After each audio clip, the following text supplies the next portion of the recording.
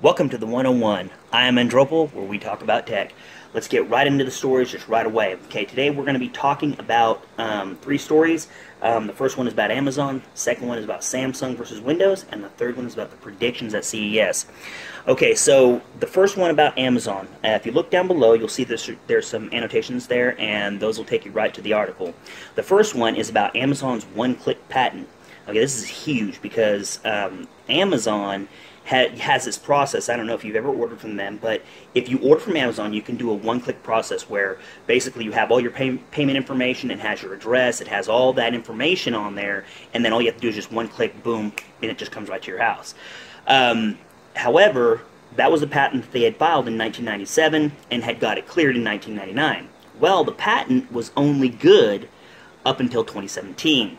So as you can expect, this is going to be huge because when it drops, it looks like it's going to be open for other marketing firms to be able to do the same exact online process. So you're probably going to see when this drops, you're going to see a lot of other online vendors doing this same process. Because if they were to use that same process to one click, then what happens is they have to pay Amazon a revenue. And what's interesting about this is that according to the article, there's only one other brand that has this one-click process. Can you guess who that is? I'll give you a couple seconds. You're right, Apple. They have a one-click process. Now, interestingly enough, there's an undisclosed amount of money that Apple has been paying to Amazon to use this one-click process. So, we don't know how much that is, but I'm sure it's pretty big. Because according to some articles, according to this particular writer, that they were able to check on the one-click businesses, it's as much as $2.4 billion to Amazon. That's huge, people. I mean, $2.4 billion? That's amazing. It blows my mind with the amount of zeros that's involved. I mean, check it up there. I'm telling you, it's crazy, it's wild, but that's the facts. The interesting thing that is, though, that if that does drop, and Amazon is no longer able to control that patent, I'm not saying that they'll lose the ability to do so. However, people will not have to pay revenue to Amazon in order to use the very same process. So this will be great for other companies, other ones that are maybe starting up, other online stores that just would benefit from this very same process. So it's very exciting to see that it'll expire, and so other people can get right into the business and not have to pay Amazon. Which, I know you Android folks are going to be like, wow, this is not good. Amazon then won't get no money from Apple. Yeah, true. But then again, the same process is true for Samsung. If Samsung comes out with something, which I'm almost sure that they're going to probably come out with something very similar, and it's really not even Samsung. This is going to be Android. Okay, so it'd be Android being able to apply the same process to their Android operating system, and then, of course, Samsung put their skin on top of it and make it their own. However, it would still work very similar. I'm sure you've heard of Samsung Pay and all that. Well, it'd be very similar. However, it would all your stored information, you wouldn't have to worry about that. You wouldn't have to store it twice. You wouldn't have to do it 3 times. And they have found, according to these articles, is that people want a one-click process. For myself, that would be great. I would love it. So this is great for Samsung. This is great for Google. This is great for Apple. This is great for everybody. The second article, and this one was also talked to about, this was talked on Griggles TV, so if you have not visited his site, it's in the annotations below as well. You can just go right on over to his site, listen to his article, or his video, because his videos are amazing. He's a tremendous YouTuber, one of the guys I've followed for a long time now, and I trust all the sources that he has been getting this information from, and he is a stand-up guy. So, Griggles, you're a great guy. But here's the issue. Now, he was talking about Samsung and the possibility of the Galaxy S8 having a desktop experience. Now, that's great for Samsung, and I think this would be a wise move for them, because this would put them into the technology front. However, there is a problem. This becomes a battle between...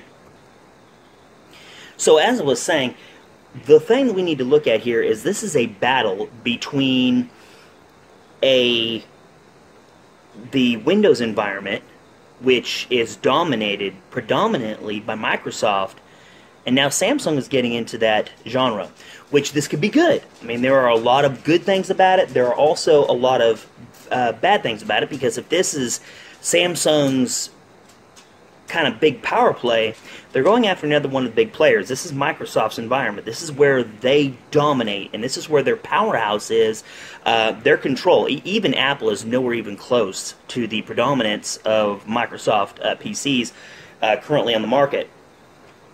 And that doesn't mean that the console is a Microsoft product. It just means that it's running Windows, typically Windows 10. So the thing we need to watch out for is that we don't want to have a battle between the two, because that can only hurt Samsung. Of course, this may turn out to be a good thing for Samsung, because if Samsung is looking to grow their potential market people, which would be us. We are the ones that market Samsung if we buy them, and if they are going to get into that genre, this could be great. This could be a huge advent for them. But again, it could also backfire on them. It just depends on how far they go with this. So again, let's look at it and just kind of step back and go, okay, let's just see how they roll this out. Let's see if it's really a battle. What I'm hoping for is that Windows kind of embraces the Samsung people, and remember, this is not Android. This is Samsung, okay? So that's entirely different than the Android operating system, okay? Let's not confuse the two, because Google runs their Android system, okay? That's the way that the flow works there.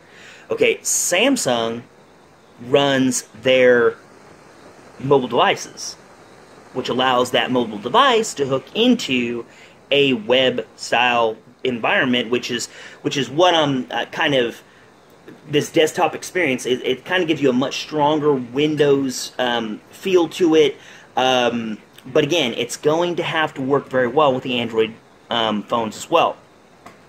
So let's move on to the very last article, which is the predictions at CES. Okay, now there's a lot of predictions out there, and I'm not going to go into all the 5 million of them. Just follow the link below, and that will be able to help you see some of the things that people are talking about. And you can just go into Google and type in predictions CES. Some of the things that people are looking for, and according to the article that I read on Forbes, which was by Rebecca Fannin, she was saying that she's hoping to see some of the startups, some of the big, some of these small names that are coming into the community, such as these ones from China. And this was a great point by her, and this is the statement directly from her article. And it says, "One thing I'll be looking for is startups and even established tech leaders with an innovative edge." She is so right. In China, they are innovating their products. Okay, look at Xiaomi, and look at the other names that are coming out of there. All the names that are coming out of China, they're getting a much broader, stronger feel.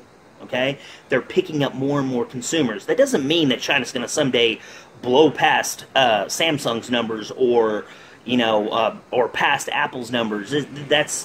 I don't know if that's going to happen, but I do know that this is good for this is good to have all these extra companies providing different Android experiences for us people.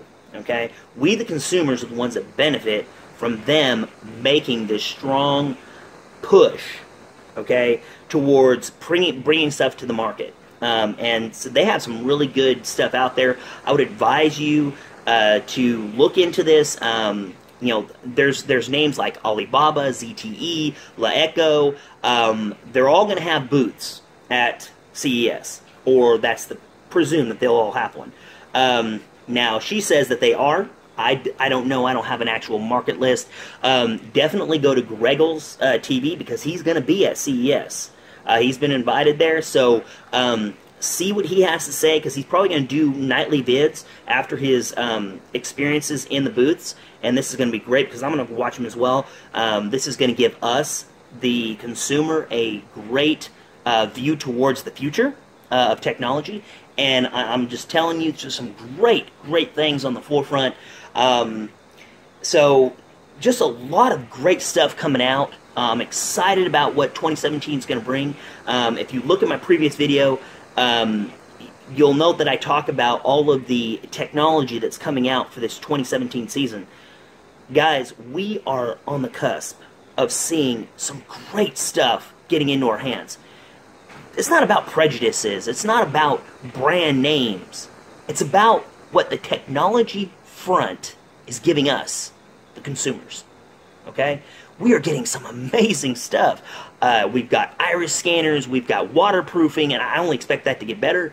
I really don't see even expandable storage being an issue anymore. With Samsung being the predominant leader in chip processing creation, they're going to start producing all these memory chips, and they're going to probably sell them to Apple, they're going to sell them to everybody.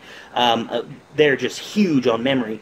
And so I really think that we are going to see devices with a 128 base gigabyte storage.